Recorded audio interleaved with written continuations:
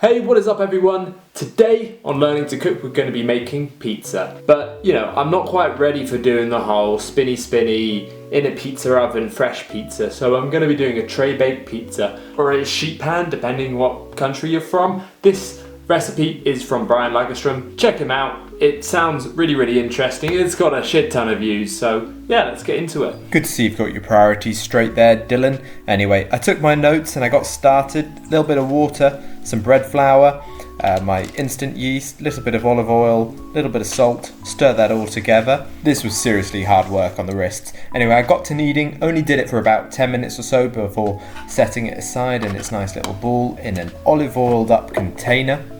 I had to leave that to rise for about 30 minutes, so I thought to get started on the sauce. In with some chopped tomatoes, try not to get it all over yourself. Please wear an apron. In with some salt, then some sugar. Add some black pepper, some oregano, some chili flakes for a little bit of heat. Add in some fresh basil from your garden if you have any, then some tomato paste before blending it all up. To a hot pan, add some olive oil and then some fresh garlic. Stir that up until fragrant, then add in the tomato sauce and let that simmer away for 20 minutes until it's nice and thick. Back to the dough, it's the first of our folds. Fold over lengthways and then the other ways horizontally. Is that it? I'm not sure. Then leave it for another 30 minutes to rise again. Time to get your sauce cool. Now our next set of folds, it's been 30 minutes, so yeah, once again, exact same thing, then leave it to rise for a final 30 minutes. Once that's up, you can oil up a tray that you're going to cook the pizza in, spread it all around, then dump out your pizza dough.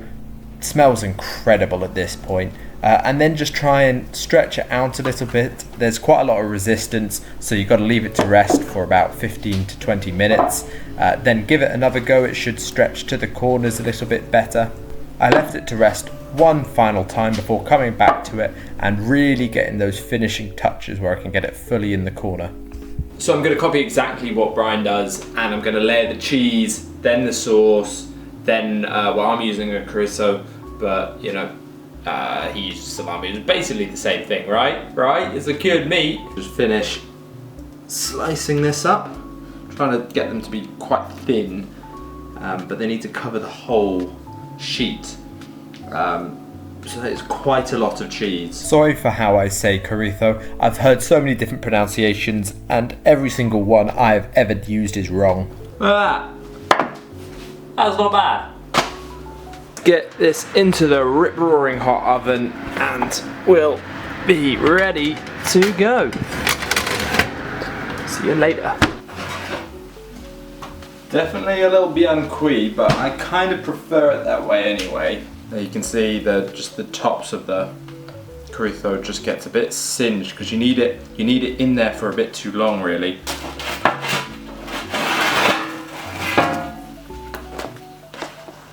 So, slightly annoying, a little bit overdone to be honest. Well, more than a little. I literally checked it about a minute before and it was generally okay. It just must have had a bit too long at the end there. You can see, like, it's just a bit dark on the crusts.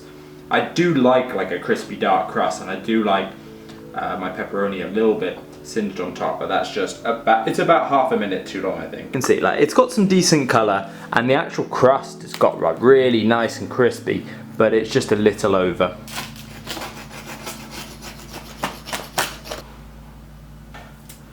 Basil leaf just on the top, homegrown in my luxurious London garden.